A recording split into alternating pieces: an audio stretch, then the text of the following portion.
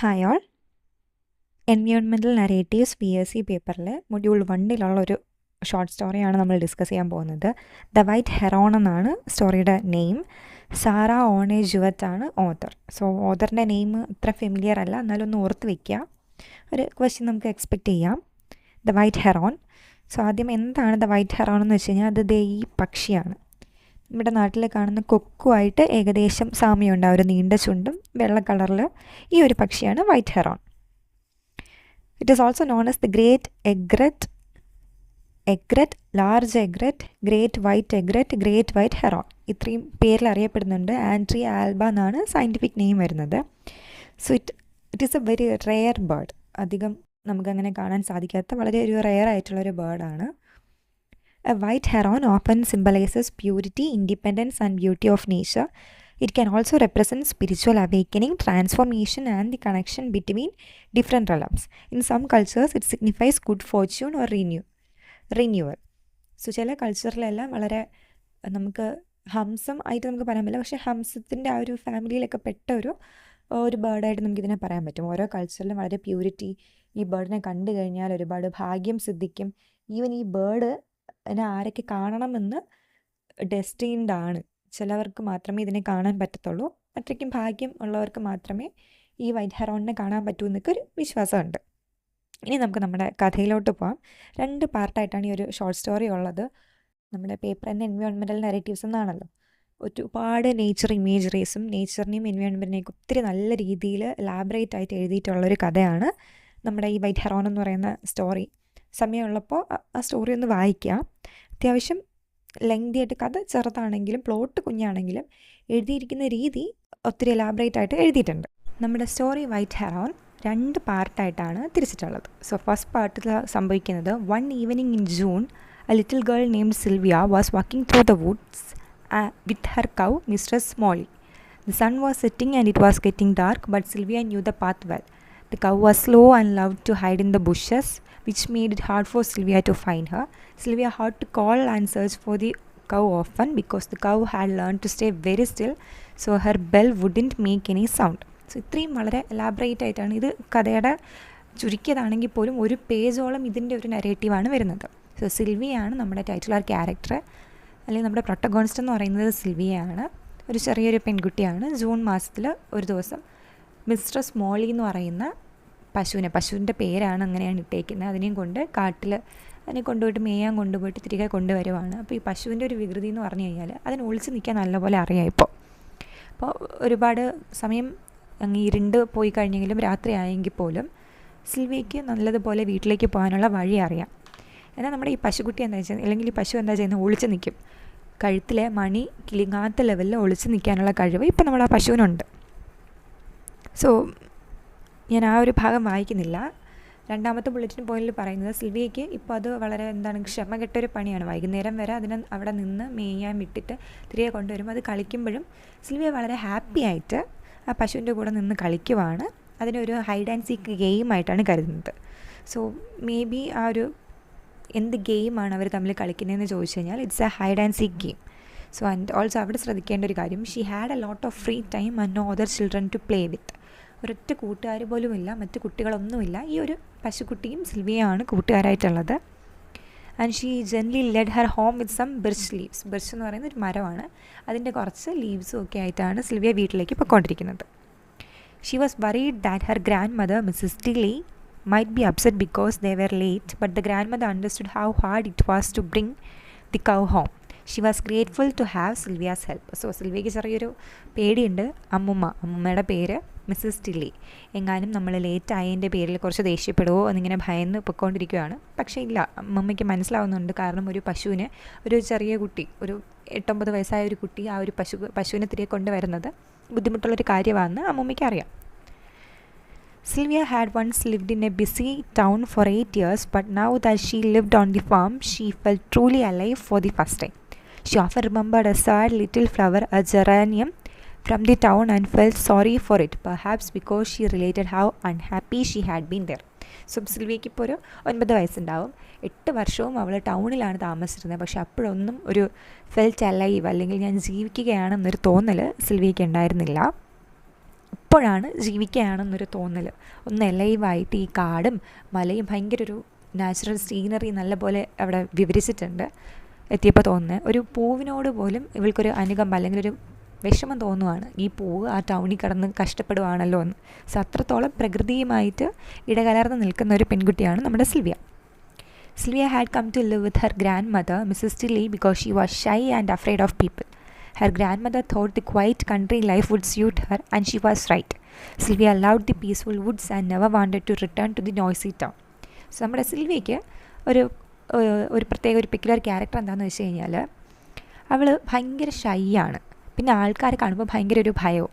നമ്മൾ ഈ ഇൻട്രോവെർട്ട് എന്ന് പറയുന്നതിൻ്റെ ഒരു എക്സ്ട്രീം കേസായിട്ട് പറയാം. ആൾക്കാരെ കാണുന്നതേ ഈ കുട്ടിക്ക് പേടിയാണ്. സോ അപ്പോൾ നാട്ടിൽ അവിടെ ടൗണിൽ പോയ അമ്മൂമ്മ കരുതി മേ ബി ഇവളെ നമ്മൾ ഈ ഒരു ടൗണിൽ നിന്ന് മാറ്റി വില്ലേജിൽ കൊണ്ടുവന്ന് നിർത്തി കഴിഞ്ഞാൽ അവൾ കുറച്ചുകൂടി ബെറ്റർ ആവും എന്ന് കരുതി.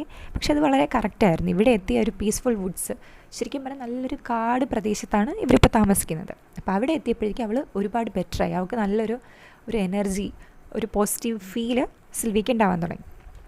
ആ ഒരു നോയ്സി ടൗൺ എപ്പോഴും ബഹളമാണല്ലോ, അതിനേക്കാളും അവൾക്ക് ഇഷ്ടപ്പെട്ടത് ഈ ഒരു പീസ്ഫുൾ ഒരു ക്വയറ്റ് ആയിട്ടുള്ള ഒരു നേച്ചറാണ് ഇഷ്ടമാവുന്നത്. As they walked home, Sylvia enjoyed the beauty of nature, the cool brook, birds singing and the soft evening air. She felt calm and connected to the woods. So ഇതൊക്കെ എന്തുകൊണ്ടാണ് important എന്ന് പറഞ്ഞു കഴിഞ്ഞാൽ അത്രത്തോളം നേച്ചറിനെ പറ്റിയിട്ട് പറയുന്നുണ്ട്. എങ്ങനെയാണ് അവിടെ ഓരോ തടികൾ പരസ്പരം തട്ടുമ്പോൾ ഉണ്ടാകുന്നൊരു സൗണ്ട്, ബേർഡ്സിൻ്റെ പാട്ട് പാടുന്ന സൗണ്ട്, ആ ഒരു ഈവനിങ് എയർ, ഒരു ചെറിയൊരു തണുത്തൊരു കാറ്റ് വരുന്നത്, അതിനൊക്കെ പറ്റിയിട്ട് നമുക്ക് വായിക്കുമ്പോൾ നമ്മൾ തന്നെ ഏതോ ഒരു കാടിൻ്റെ അകത്ത് പോയി നിൽക്കുന്ന ഒരു ഫീൽ നമുക്ക് തോന്നും. അപ്പോൾ അങ്ങനെ കഥ വളരെ സ്മൂത്തായിട്ട് പൊയ്ക്കൊണ്ടിരിക്കുകയാണ്. But suddenly she was startled by a boy's whistle. So അവൾ മാത്രം എന്നും പശുവിനെയും കൊണ്ട് വരുന്ന അതേ വഴിയിൽ പെട്ടെന്നൊരു പയ്യൻ്റെ ഒരു വിസിലടി ശബ്ദം അവൾ കേൾക്കുവാണ്. അത് കേൾക്കുന്നതും അവൾ പേടിക്കാൻ തുടങ്ങി. It wasn't a friendly bird sound, it was sharp and unexpected. So ആ ലൈൻ തന്നെ ശ്രദ്ധിക്കണം. It wasn't a friendly bird sound. ഒരു ബേർഡിൻ്റെ സൗണ്ട് ആണെങ്കിൽ അത് വളരെ ഫ്രണ്ട്ലി ആയിട്ട് അവൾക്ക് തോന്നുമായിരുന്നു. പക്ഷേ ഇതൊരു മനുഷ്യൻ വിസിലടിക്കുന്നൊരു ശബ്ദമാണ് കേൾക്കുന്നത്. Sylvia panicked and hid in the bushes but the boy saw her anyway. So അവൾ പെട്ടെന്ന് ഒളിക്കാൻ ശ്രമിച്ചെങ്കിൽ പോലും ആ പയ്യൻ അവളെ കണ്ടു. He was a young man with a gun looking for birds and asking how to get to the road. So അതൊരു ചെറിയ പയ്യനായിരുന്നു, ഒരു യങ് മാൻ, ഒരു യുവാവായിരുന്നു. അവൻ്റെ കയ്യിൽ എന്തുണ്ട്, ഒരു തോക്കുമുണ്ട്. അവൻ കുറച്ച് ബേർഡ്സിനെ നോക്കി വന്നതെന്നാണ് പറയുന്നത്. ചില ആൾക്കാരുണ്ട് ബേർഡ് ഹണ്ടേഴ്സ് എന്ന് അവരെ പറയുക. ചില പക്ഷികളെ വെടിവെച്ചിട്ടിട്ട് അതിൻ്റെ ഫെദർ എടുക്കുക, അല്ലെങ്കിൽ അതിനെ തന്നെ അതിൻ്റെ ഡെഡ് ബോഡി സ്റ്റഫ് ചെയ്ത് വെക്കുന്ന ആൾക്കാരൊക്കെ ഉണ്ട്. അപ്പം അങ്ങനെ ഒരാളാണ് അവൻ ഇവിടെ വന്ന് വഴി തെറ്റിപ്പോയിട്ട് ഇനി എങ്ങനെയാണ് റോഡ് എങ്ങനെ കണ്ടുപിടിക്കും എന്നാണ് ഇവളോട് ചോദിക്കുന്നത്. Though scared, Sylvia told him her name and led him home. She worried what her grandmother would think, but the stranger was kind and polite. So അവൾക്ക് കുറച്ച് കോൺവെർസേഷൻ അവർ തമ്മിൽ ഉണ്ടാകുന്നുണ്ട്. അയാളെ പരിചയപ്പെടുത്തുന്നുണ്ട്, പക്ഷെ പേരായിട്ട് പറയുന്നില്ല, പേര് കഥയിലെങ്ങും പറയുന്നില്ല. ഒരു സ്ട്രേഞ്ചറായിട്ടൊരു കോൺവെർസേഷൻ നടത്തുന്നുണ്ട്. അപ്പോൾ അവളുടെ പേരൊക്കെ പറയുന്നുണ്ട്. എന്നിട്ട് ഇവർ നല്ല ഉൾക്കാടിലാണ് നിൽക്കുന്നത്. അവിടെ നിന്നും റോഡിലോട്ട് പോകുന്നത് എളുപ്പമല്ല, അല്ലെങ്കിൽ രാത്രിയായില്ലേ. സോ അവൾ അമ്മൂമ്മയുടെ വീട്ടിലേക്ക് ആ പയ്യനെ കൊണ്ടുപോവുകയാണ്. Because he was kind and polite. അത് ആലോചിക്കണം, ഹ്യൂമൻ ബീയിങ്ങിൻ്റെ ഒരു കഴിവായിട്ട് നമ്മൾ പറയുന്നൊരു കാര്യമാണ്. Which makes us unique from the animals. എന്താണ്, നമ്മൾ കൈൻഡാണ്, പൊളൈറ്റാന്നുള്ളത്. അതുകൊണ്ട് വീട്ടിൽ കൊണ്ടുപോവുകയാണ്. When they reached the house, Mrs Tilly didn't realise how serious the situation was. She thought he was just a local boy and welcomed him warmly. The stranger explained that he was lost and asked if he could stay the night and leave for hunting. So പെട്ടെന്ന് നമ്മുടെ Mrs Tilly വിചാരിക്കുന്നത് okay, നമ്മുടെ സിൽവിക്ക് ഒരു കൂട്ടുകാരനെ കിട്ടി, ഇവൻ ഇവിടെ എവിടെയോ ഉള്ളൊരു പയ്യനാണ്, ലൊക്കാലിറ്റിയിലുള്ള പയ്യനാണെന്ന് കരുതുന്നു. പക്ഷേ പിന്നീടാണ് തെറ്റ് പറ്റുന്നത്. അവൻ ദൂരെ നിന്നുള്ളൊരു പയ്യനാണ്, അവൻ്റെ കയ്യിലൊരു തോക്കുമുണ്ട്. അപ്പോൾ എന്തായാലും അവനെ അവിടെ തന്നെ ഒന്ന് താമസിച്ചോളാൻ പറഞ്ഞു. പിറ്റേന്ന് രാവിലെ അവന് ഹണ്ടിങ്ങിന് പോകണം എന്നുള്ളൊരു എഗ്രിമെൻറ്റിൻ്റെ പുറത്ത് നല്ലൊരു ഹോസ്റ്റായിട്ട് നിന്ന് അവന് ആഹാരമൊക്കെ കൊടുത്ത് അവിടെ നിർത്തി. Mrs. Tilly offered him a place to sleep and some food. She told Sylvia to set the table and Sylvia was happy to have something to do. She was still nervous but also hungry. So പെട്ടെന്ന് അതൊക്കെ ചെയ്യാൻ പറയുമ്പോൾ സിൽവിയയ്ക്ക് കുറച്ച് happiness വരുന്നുണ്ട്. ആദ്യമായിട്ടാണ് കുറേ നാളിന് ശേഷം ഒരു മനുഷ്യനെയൊക്കെ കാണുന്നതും, പുതിയൊരു മനുഷ്യൻ. അമ്മൂമ്മയും അവൾ മാത്രമാണല്ലോ അവിടെ ഉള്ളത്. The young man, who was a bird hunter and collector, was surprised to find that Sylvia and her grandmother lived in such a clean and cozy home, especially in such a remote part of the country. He had seen rougher living conditions elsewhere. So ഇത് വളരെ ഒരു നമ്മൾ കുഗ്രാമം, ഉൾഗ്രാമം എന്ന് പറയുമ്പോൾ കാടിൻ്റെ അടുത്തുള്ളൊരു വളരെ ഒരു ഒരു ഉൾപ്രദേശത്താണ് ഇവർ താമസിക്കുന്നത്. അപ്പോൾ അത് കണ്ട് ഈ പയ്യന് യങ് മാന് വളരെ അതിശയം തോന്നി. അവനൊരു ബേർഡ് ഹണ്ടറും കളക്ടറുമാണ്. സോ പക്ഷികളെ പിടിക്കുന്ന ഒരാളുമാണ്, ഹണ്ട് ചെയ്തിടുന്ന ഒരാളുമാണ്. അപ്പോൾ ഇവരുടെ വീടൊക്കെ കണ്ട് അവൻ ഒന്ന് ക്യൂരിയസ് ആവുകയാണ്. While eating dinner, he listened to Mrs. Tilly's stories. She told him how Sylvia was a big help with berry picking and how she loved animals and nature. She had lost most of her children and only had Sylvia's mother and a missing son named Dan left. So, അമ്മമ്മയും ഈ പറഞ്ഞ പോലെ കുറേ നാളിന് ശേഷം ഒരാളെ കാണുവാണല്ലോ. So ഇരുന്നങ്ങ് കഥകൾ പറയാൻ തുടങ്ങി. അപ്പോൾ അമ്മമ്മ പറയുന്നുണ്ട് സിൽവിയ എന്തുമാത്രം ഹെൽപ്ഫുള്ളാണ്, അവൾക്ക് ആനിമൽസിനെയും പ്രകൃതിയൊക്കെ ഒത്തിരി ഇഷ്ടമാണ്. ബെറി പിക്കിങ്, മൾബറീസ് പോലത്തെ ബെറീസൊക്കെ പറിച്ച് അമ്മമ്മ ഒരുപാട് ഹെൽപ്പ് ചെയ്യുന്നുണ്ട് അവൾ. ഇനി ഈ അമ്മമ്മ, നമ്മുടെ ടില്ലി അമ്മമ്മയുടെ കുറേ മക്കളുണ്ടായിരുന്നു, എല്ലാവരും മരിച്ചുപോയി. എല്ലാവരും അല്ല, കുറേ പേര് മരിച്ചുപോയി.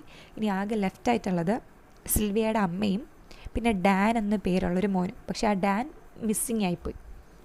ഡാനിപ്പോൾ കാണാനില്ല. അപ്പോൾ ആകെ ഇപ്പോൾ അമ്മമ്മയ്ക്ക് അറിയുന്നത് ഒരു മോളുണ്ട്, ടൗണിൽ ജീവിക്കുവാണ്. ആ മോളുടെ മോളാണ് Sylvia. Dan used to go hunting a lot too. Mrs. Tilly believed Sylvia was like him, free-spirited and close to nature. So അടുത്ത അമ്മമ്മയ്ക്ക് സിൽവിയനെ കാണുമ്പോൾ മോളെക്കാളും കൂടുതൽ ഓർമ്മ വരുന്നത് മോനെയാണ്. മോൻ ഭയങ്കര ഫ്രീ സ്പിരിറ്റഡ് ആയിട്ട് അങ്ങനെ നേച്ചറുമായിട്ട് അത്രയ്ക്കും ചേർന്ന് നിന്നിട്ടാണ് അവൻ ജീവിച്ചിരുന്നത്. പക്ഷേ മോൻ മിസ്സിങ് ആയിപ്പോയി. സോ നമ്മുടെ സിൽവിയനെ കാണുമ്പോഴെല്ലാം ഓർമ്മ വരുന്നത് ഡാനിനെയാണ്. The stranger was very interested in birds. He told them that he had been collecting and preserving rare birds for a long time. He was now searching for a very rare one, a white heron, which he believed he had seen near their woods. He said he would pay $10 to anyone who could show him its nest, which would be built in a tall tree. So ഇനിയാണ് ഡാൻ്റെ ഉദ്ദേശലക്ഷ്യമൊക്കെ പറയുന്നത്. അവൻ എന്താ ചെയ്യുന്നത്, വളരെ rare ആയിട്ടുള്ള ബേർഡ്സിനെ കണ്ടുപിടിക്കുകയും അതിനെ പിടിച്ചുകൊണ്ട് പോയി പ്രിസർവ് ചെയ്യും. മേ ബി കൂട്ടിലിട്ട് വളർത്തുക അല്ലെങ്കിൽ കൊന്നിട്ട് സ്റ്റഫ് ചെയ്ത് വെക്കുന്നതാണ് അവൻ ചെയ്യുന്നൊരു പരിപാടി. അപ്പോൾ ഇത്തവണ അവൻ്റെ ലക്ഷ്യം എന്ന് പറയുന്നത് എന്താണ്, ഒരു വൈറ്റ് ഹെറോൺ. നമ്മൾ ആദ്യം പറഞ്ഞു പക്ഷിനെ ഓർക്കുക, അത് വളരെ റെയറാണ്. അപ്പോൾ അതിനെ പിടിച്ചുകൊണ്ട് പോകാനാണ് വന്നിട്ടുള്ളത്. അതുപോലെ ഒരെണ്ണം ഇവിടെ ഉണ്ടെന്ന് അവൻ ഉറപ്പാണ്. അവൻ കണ്ടിരുന്നു. ഏതൊരു വലിയ മരത്തിൻ്റെ മേലെ ആയിരിക്കും അത് താമസിക്കുന്നത്. ഈ ഒരു ഓഫർ ഇവിടെ ഉണ്ട്. അതിനെ കണ്ടുപിടിക്കാൻ സഹായിക്കുന്ന ആൾക്കാർക്ക് $10 അവൻ കൊടുക്കും. സോ $10 എന്ന് പറയുന്നത് വളരെ ഒരു ഹ്യൂജ് എമൗണ്ടാണ്. ഇപ്പോൾ നമ്മൾ ഇന്ത്യൻ റുപ്പീസിലോട്ടാക്കുമ്പോഴത്തേക്കും അറൗണ്ട് 900 റുപ്പീസ് വരും. പക്ഷെ നമ്മൾ ആലോചിക്കണം, വളരെ ഒരു കുഗ്രാമത്തിനകത്താണ്. അപ്പോൾ ഒരു $1 ഉണ്ടാക്കാൻ തന്നെ അവർക്ക് മാസങ്ങളോളം ചിലപ്പോൾ അല്ലെങ്കിൽ ആഴ്ചകളോളം ദിവസങ്ങളോളം പണിയെടുക്കേണ്ടി വരും. അപ്പോൾ $10 കിട്ടുക എന്ന് പറയുന്നത് വലിയൊരു it's A huge relief for people. So അങ്ങനെ ഒരു ഓഫറും കൊണ്ടാണ് നമ്മുടെ ഈ ഒരു സ്ട്രേഞ്ചർ അഥവാ ബേർഡ് ഹണ്ടർ നടക്കുന്നത്. Sylvia suddenly realized she had seen that very bird in a swamp far across the woods. She had once crept quietly near it, but she kept quiet and didn't tell the stranger. Her thoughts were scattered and she was watching a little toad trying to reach its hole under the doorstep. She also thought about how much $10 could buy, but didn't know what to do yet. അപ്പോഴാണ് സിൽവിയയ്ക്ക് ഓർമ്മ വരുന്നത്. സിൽവി ഈ പറയുന്ന very same ബേർഡിനെ അവൾ കണ്ടിട്ടുണ്ട്, അതെവിടെയാണുള്ളതെന്നൊക്കെ അവൾക്കറിയാം. പക്ഷെ അവളത് പറഞ്ഞില്ല. അവളിങ്ങനെ ഇരുന്ന് നോക്കുവാണ്. അപ്പോൾ എഗെയിൻ ഒരു നേച്ചർ ഇമേജ് ഇവിടെ വരുന്നുണ്ട്. ഒരു ചെറിയൊരു നമ്മളിവിടെ മാക്രി എന്നൊക്കെ പറയുന്ന ഒരു കൈൻഡ് ഓഫ് തവള ഡോർ സ്റ്റെപ്പിൻ്റെ ഉള്ളിലുള്ള ഒരു ഹോളിലോട്ട് കയറിപ്പോകാനൊക്കെ ശ്രമിക്കുന്നത്. എല്ലാം എഗെയിൻ എത്രമാത്രം ഇവർ പ്രകൃതിയുമായിട്ട് ഇടപഴകിയാണ് ജീവിക്കുന്നതെന്ന് കാണിക്കുന്ന ഇമേജസ് ആണ് ഇതൊക്കെ. അപ്പോൾ അവൾ ആലോചിക്കുന്നുണ്ട്, $10 എന്ന് പറയുന്നത് ഒരു ഹ്യൂജ് എമൗണ്ടാണ്. അപ്പം മേ ബി നമ്മൾക്കിപ്പോൾ പറയുന്ന ഒരു 10,000 അല്ലെങ്കിൽ ഒരു 50,000 വർത്ത് ഉണ്ട്. സോ എന്താ ചെയ്യേണ്ടതെന്ന് അവൾ ആലോചിച്ചുകൊണ്ടിരിക്കുവാണ്. അപ്പോൾ The next day, Sylvia spent time with the young man who was now very friendly and kind. She wasn't afraid of him anymore. He told her interesting things about birds and nature and even gave her a jackknife, which Sylvia saw as a treasure. She liked him a lot, though she still felt uneasy while he killed birds, even though he said he loved them. So പിറ്റേന്ന് Sylvia നമ്മുടെ കൗവിനെയും കൊണ്ടുപോകുന്ന സമയത്ത് ഈ പയ്യൻ കൂടെ പോയി വളരെ friendly ആയിട്ടൊക്കെ സംസാരിച്ചു. അവൾക്കൊരു ഗിഫ്റ്റ് പോലെ ഒരു ജാക്ക് നൈഫ് കൊടുത്തു. നമ്മൾ ഈ ഒരു ചെറിയൊരു പിച്ചാത്തി പോലത്തെ ഒരു സാധനം ഉണ്ടല്ലോ, ഈ നമ്മൾ പേന കത്തി എന്ന് പറയുന്നത്, അതൊരെണ്ണം ഇവൾക്ക് ഗിഫ്റ്റായിട്ട് കൊടുത്തു. ഈ നടക്കുന്നതിൻ്റെ ഇടയിലെല്ലാം ഇവൻ എന്ത് ചെയ്യുന്നുണ്ട്, പക്ഷികളെ കൊല്ലുന്നുണ്ട്.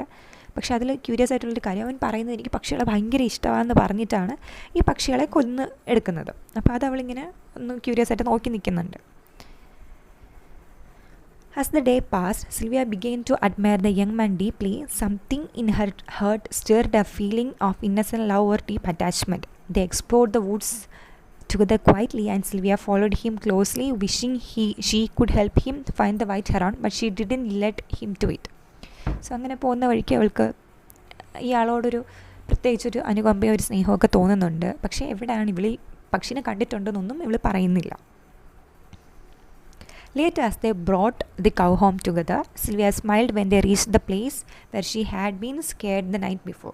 സോ അങ്ങനെ തിരികെ നമ്മുടെ പശുവിനെ കൊണ്ടുവരുന്ന വഴിക്ക് തലേന്ന് എവിടെ വെച്ചാണോ വിസിൽ ശബ്ദം കേട്ട് ഇവനെ കണ്ട് പേടിച്ച് അവിടെ എത്തുമ്പോഴത്തേക്കും ഇപ്പോൾ ആ സീനെ മാറിയല്ലോ. ഇപ്പോൾ അവനെ പേടിയുമില്ല, അവൻ്റെ കൂടെയാണ് പോകുന്നതെന്നുള്ളൊരു സന്തോഷത്തിലാണ്, ചിരിച്ചുകൊണ്ടാണ് സിൽവിയ വരുന്നത്. ഇനി കഥയുടെ പാർട്ട് 2 ആണ് വരുന്നത്. A little while from home, Sylvia remembered a very tall pine tree, the tallest in the area. She had always believed that if someone climbed to the top, they could see the ocean. Suddenly she had an idea. If she could climb it at sunrise, maybe she could spot the white heron's nest from above. So അവൾക്ക് പെട്ടെന്നൊരു idea വരുന്നുണ്ട്. ഒരു വലിയൊരു pine മരമുണ്ട്, അതിൻ്റെ മേലെ കയറിയിട്ട് നോക്കിക്കഴിഞ്ഞാൽ Ocean കാണാൻ പറ്റും. സോ ഇപ്പം കാടിൻ്റെ അവിടെയൊക്കെ നിന്ന് നോക്കുമ്പോൾ അല്ലെങ്കിൽ ഏറ്റവും ഉയരം കൂടിയ സ്ഥലത്ത് നിന്ന് നോക്കുമ്പോൾ നമുക്ക് കടൽ കാണാൻ പറ്റും എന്നാണ് ഒരു മിത്ത് പോലെ ഒരു പറയുന്നൊരു സംഭവമാണത്. അപ്പോൾ അവിടെ കയറിക്കഴിഞ്ഞാൽ സൺറൈസിൻ്റെ ഒരു സമയത്ത് വന്നു കഴിഞ്ഞാൽ ഹെറോണിൻ്റെ കൂട് കണ്ടുപിടിക്കാൻ പറ്റും എന്നവൾക്ക് തോന്നി. Excited by the idea, Sylvia couldn't sleep that night. She lay awake thinking about the adventure and what it would mean to discover the nest. She snuck out early in the morning while everyone was still asleep and headed to the pine tree. So ഈ ഒരു ഐഡിയയ്ക്ക് വേണ്ടിയിട്ട് അവൾ പിറ്റേന്ന് രാവിലെ ഉറക്കം എണീറ്റ് pine ട്രീയിലോട്ട് കയറാനായിട്ട് പോയി. The moonlight was fading, birds were just starting to stir, and Sylvia walked through the woods quietly. She was torn between her love for nature and animals and the new human connection she felt with the hunter. So പോകുന്ന വഴിക്കെല്ലാം അവളിങ്ങനെ ആലോചിക്കുവാണ്, ഇത്രയും നാളും പ്രകൃതി മാത്രമാണ് കൂടെ ഉണ്ടായിരുന്നത്, ഇപ്പോൾ ഒരു പുതിയൊരു മനുഷ്യനെ കണ്ട് ആ ഒരു കണക്ഷന് വേണ്ടിയിട്ടാണ് ഇവൾ ഇത്രയും വലിയൊരു സാഹസിക പ്രവൃത്തി ചെയ്യാൻ പോകുന്നത്. Finally, she reached the old tree and bravely started to climb it. First, she had to climb a nearby oak tree, which she had done before. Then she had to carefully cross over to the giant pine tree, a dangerous move. The tree was huge, the climb was rough and painful, and sticky sap made it harder. But she was determined. അപ്പോൾ ആ മരത്തിൽ കയറുക എന്ന് പറയുന്നത് വളരെ ബുദ്ധിമുട്ടുള്ളൊരു കാര്യമാണ്. ആദ്യം ഡയറക്റ്റ് ഈ മരത്തിലൊന്നും കയറാൻ പറ്റില്ല, അത്രയ്ക്കും വലിയൊരു മരമാണ്. സോ വേറൊരു ഓക്ക് മരത്തിൽ കയറിയിട്ട് അതിൽ നിന്നാണ് ഈ മരത്തിലോട്ടൊക്കെ ചാടി കയറുന്നത്. വളരെ അഡ്വഞ്ചറസ് ആയിട്ട് എന്നാൽ കയറിയേ പറ്റുമോ എന്നുള്ളൊരു ഡിറ്റർമിനേഷൻ അവൾ പൊയ്ക്കൊണ്ടിരിക്കുവാണ്. As she climbed higher, the birds began to sing and the sky grew brighter. Sylvia had to hurry if she was going to see the heron and its nest in time. So പെട്ടെന്ന് കയറിയില്ലെങ്കിൽ അങ്ങ് പകലായി കഴിഞ്ഞാൽ ഈ പക്ഷി കൂട് വിട്ട് പോകുമല്ലോ. Sylvia climbed higher and higher into the huge pine tree. It felt like the tree was helping her, holding her gently as she climbed bravely with sore hands. So അവിടെയൊക്കെ പറയുന്നത് ആ ഒരു പ്രകൃതിയായിട്ടുള്ളൊരു ബോണ്ട്, ആ പൈൻ മരം അവളെ മുകളിലേക്ക് ഏറ്റവും പോലെയാണ് അവൾക്ക് തോന്നിയത്. She looked carefully. Okay, മുകളിൽ കയറി കഴിഞ്ഞപ്പോൾ അവൾക്ക് ഒരു പുതിയ വേൾഡ് തന്നെ കാണാൻ പറ്റി. ഓഷൻ കാണാൻ പറ്റി, വില്ലേജസ് കാണാൻ പറ്റി, ഫോറസ്റ്റുകൾ കാണാൻ പറ്റി. ഇപ്പോൾ ബേർഡ്സ് പോലും അവൾക്ക് താഴെയാണ് പറക്കുന്നത്, അത്ര ഉയരത്തിലാണ് അവൾ പൈൻ മരത്തിൻ്റെ മേലെ എത്തിയപ്പോൾ കാണുന്നത്. So it was an amazing and beautiful sight. So hill top views മലയുടെയൊക്കെ മേലെ കയറിയിട്ടുള്ളവർക്കാണെങ്കിൽ അറിയാൻ പറ്റും, ഭയങ്കര ബ്യൂട്ടിഫുള്ളാണ്. താഴോട്ട് നോക്കുമ്പോൾ നമുക്കൊരു ടോപ്പ് ഓഫ് ദി വേൾഡ് ഒരു ഫീൽ കിട്ടും. സോ നമ്മുടെ കുട്ടിക്ക് സിൽവിയയ്ക്കും അതേ ഒരു ഫീൽ കിട്ടി. She looked carefully and finally saw the white heron flying from its nest. അപ്പോൾ കറക്റ്റ് മൊമെൻറ്റിൽ അവൾക്ക് കാണാൻ പറ്റി, വൈറ്റ് ഹെറോണിൻ്റെ കൂട് കാണാൻ പറ്റി, വൈറ്റ് ഹെറോൺ പോകുന്നതും കാണാൻ പറ്റി. So Sylvia now knew where the nest was. Her climb had been a success. So അത്രയും ബുദ്ധിമുട്ടി കയറിയെങ്കിൽ ആ കൂട് കണ്ടുപിടിക്കാൻ പറ്റി. സോ അതൊരു സക്സസ്സായി മാറി. Climbing down was hard and painful, but Sylvia kept thinking about how excited the young man would be when she showed him the way to the heron's nest. So ആദ്യം അവൾക്ക് ഭയങ്കര മുകളിലോട്ട് കയറാനുള്ള മോട്ടിവേഷൻ എന്ന് പറയുന്നത് ഇതിൻ്റെ കൂട് കണ്ടുപിടിക്കുക എന്നുള്ളതാണെങ്കിൽ, താഴോട്ട് വീഴാണ്ട് ഇറങ്ങാനുള്ള മോട്ടിവേഷൻ എന്ന് പറയുന്നത് ഈ ഒരു കൂടിനെ പറ്റിയിട്ട് യങ് മാൻ്റെ അടുത്ത് പറയുമ്പോൾ അയാൾക്കുണ്ടാവുന്ന ഒരു എക്സൈറ്റ്മെൻറ്റ് ആയിരുന്നു. Back at the house, the grandmother was calling her and the young man was getting ready for a new day hunting. new day of hunting. He hoped Sylvia would now tell him where the bird was. Sylvia looked at him. He was kind. He had promised money and he would be happy if she told him.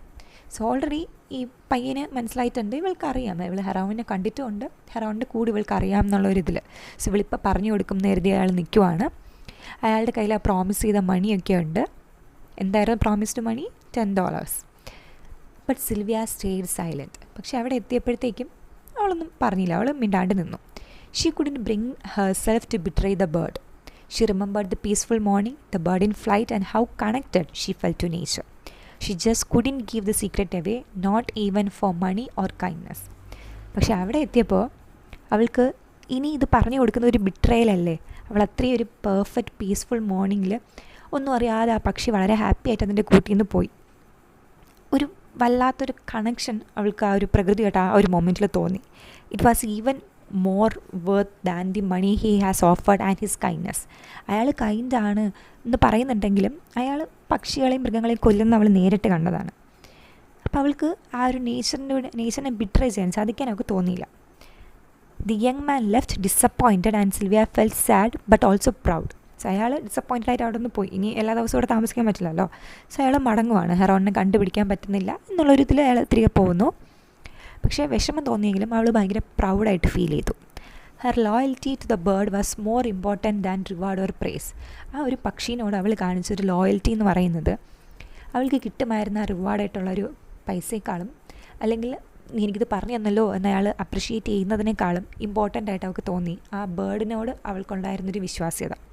അത്രയും ഉയരത്തിൽ അവൾ കയറി ആ ബേർഡിൻ്റെ ഒരു site അവൾക്ക് കിട്ടിയല്ലോ, അതിനോട് അവൾ വിശ്വാസ്യത പുലർത്തണം എന്നാണ് അവൾക്ക് തോന്നിയത്. Even later, when she heard his whistle echoing in the woods and saw the sad result of his hunting, she didn't regret her choice. So, അന്ന് തന്നെ പിന്നീട് അയാൾ വിസിലടിച്ച് പക്ഷിക്കൊക്കെ വേണ്ടി നോക്കുന്നതൊക്കെ അവൾ കാണുന്നുണ്ട്. കിട്ടിയില്ല, അയാൾക്ക് സാഡ് റിസൾട്ടാണ് ഉണ്ടായത്. പക്ഷെ അപ്പോൾ പോലും അവൾക്കത് പറഞ്ഞു കൊടുക്കണം എന്ന് തോന്നിയില്ല. Sylvia may have lost a friend and missed a reward, but she kept her bond with the wild world she loved. Nature with its birds, trees and secrets would always be there for her. ഇങ്ങനെയാണ് കഥ അവസാനിക്കുന്നത്. അവൾക്കിന്ന് ഒരു ഫ്രണ്ടിനെ നഷ്ടപ്പെട്ടു. ഒരു ഫ്രണ്ടിനെ may be എന്നാണ് പറയുന്നത്, മേ ഹാവ്, ഉറപ്പില്ല. അയാൾ ഇനി മടങ്ങി വരുമോ, ഫ്രണ്ടായിട്ടിരിക്കുമെന്നൊന്നും അറിയില്ല. അല്ലെങ്കിൽ ഒരു റിവാർഡ് നഷ്ടപ്പെട്ടു. പക്ഷേ ഈ പ്രകൃതിയുമായിട്ട് അവൾ ഉണ്ടാക്കിയെടുത്തൊരു ബോണ്ട് അതൊരിക്കലും മാറില്ല. ഈ ഒരു പ്രകൃതിയും അതിൻ്റെ സീക്രട്ടും ഈ ബേർഡ്സും ട്രീസും എല്ലാം എന്നെന്നും അവളോടൊപ്പം ഉണ്ടാവും. Unlike human beings, the nature will always be there for her എന്ന് പറഞ്ഞാണ് ഇത്രയുള്ളൂ നമ്മുടെ കഥ.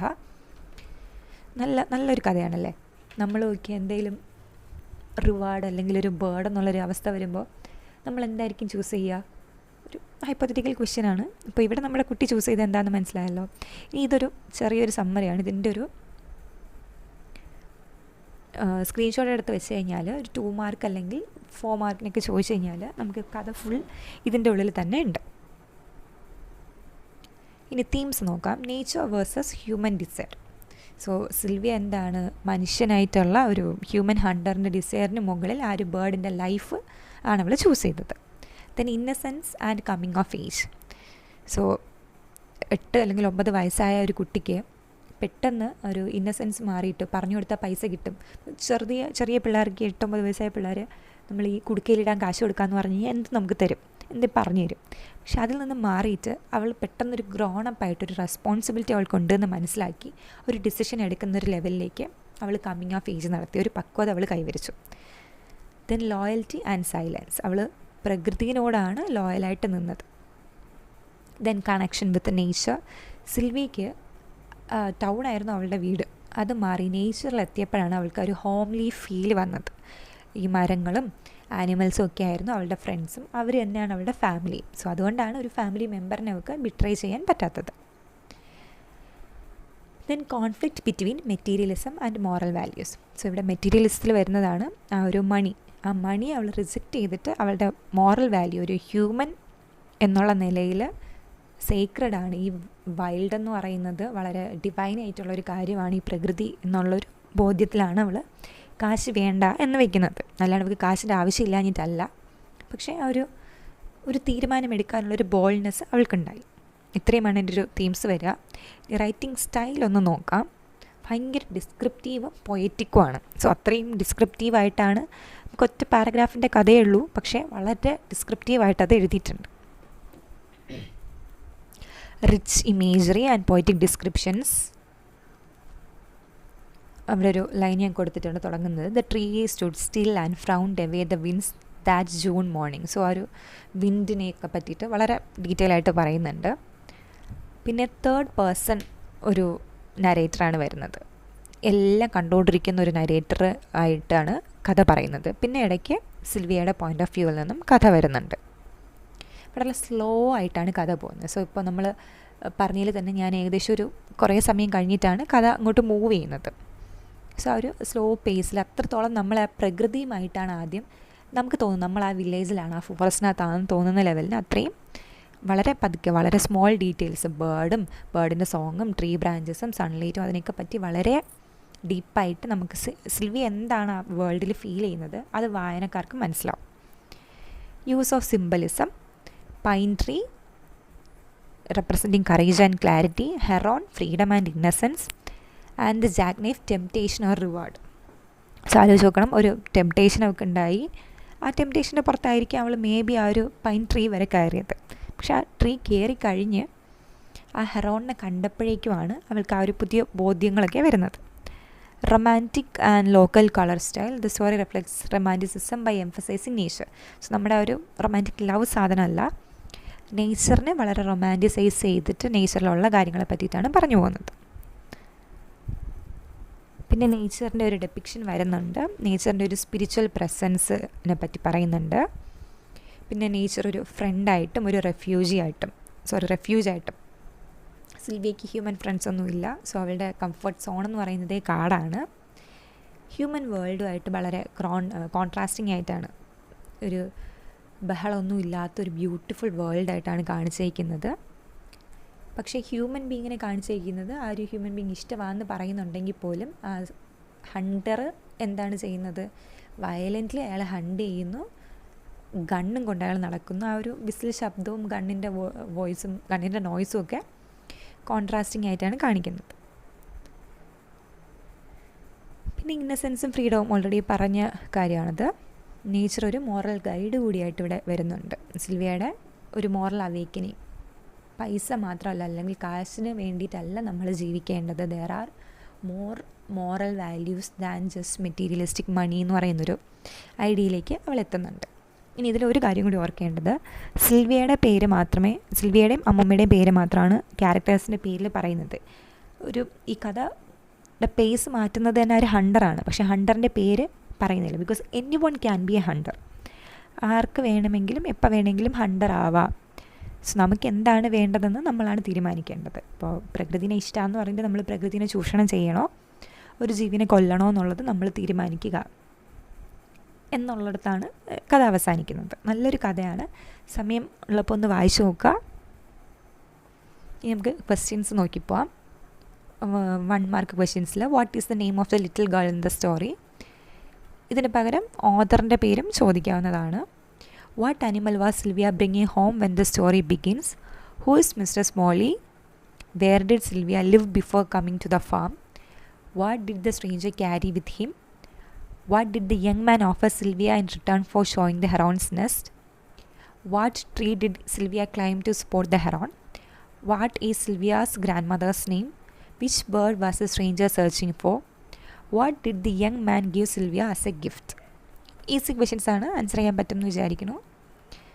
Why was Sylvia afraid of people when she first came to the farm? How does Sylvia feel about the forest and nature? Why is the white heron important to the young man? How does Sylvia discover the location of the heron's nest? What does the pine tree symbolize in the story? So also ഓർക്കേണ്ട ഒരു കാര്യം, നമ്മുടെ ആ ഒരു Hunter $10 വിൽക്ക് കൊടുക്കാമെന്ന് പറയുന്നുണ്ട്. അതേസമയം ഹെറോണിന് കിട്ടിക്കഴിഞ്ഞാൽ അയാൾക്ക് അപ്പോൾ എന്തുമാത്രം ലാഭം കിട്ടുമായിരിക്കും.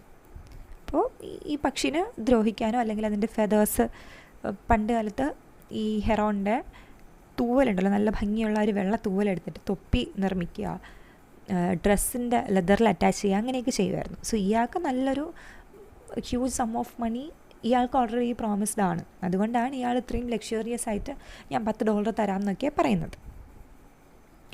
How is the hunter a symbol of modern intrusion? So ഒരു മോഡേൺ ഇൻട്രൂഷനിൽ ഇതിൻ്റെ ആൻസർ എഴുതുന്ന സമയത്ത് ഇൻക്ലൂഡ് ചെയ്യാൻ പറ്റുന്നത്, അയാൾ പുറത്തുനിന്ന് വന്നിട്ട് അയാൾ താല്പര്യപ്പെടുന്നത് പൈസയ്ക്ക് വേണ്ടിയിട്ട് ഈ നാട്ടിൽ ഇവിടെ ജീവിക്കുന്ന ആൾക്കാർ ഇയാൾക്ക് പറഞ്ഞു കൊടുക്കണം, ഒരു പക്ഷീനെ കൊല്ലാൻ ഇയാൾ എൻറ്റൈറ്റിൽഡ് ആണെന്നൊക്കെ കരുതുന്ന ഒരു രീതിയുണ്ട്. നമ്മുടെ ആ ഒരു ആന്ത്രോപോസെൻട്രിസിസം ഒക്കെയാണ് ഇവിടെ വരുന്നത്. Why does Sylvia chose not to reveal the heron's location? How does the story contrast the world of nature and the human world?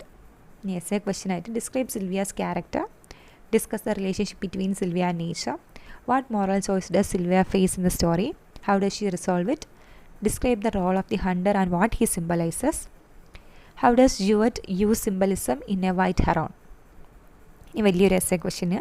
A white heron is A story of innocence, nature and moral strength, discussed with reference to Sylvia's inner conflict. How does Sarah on Jewett present the theme of man versus nature in a White Heron? Examine the role of symbolism in the story. How do symbols like heron, the pine tree and the hunter deepen its meaning? How does Sylvia's climb up the pine tree represent a spiritual and emotional journey?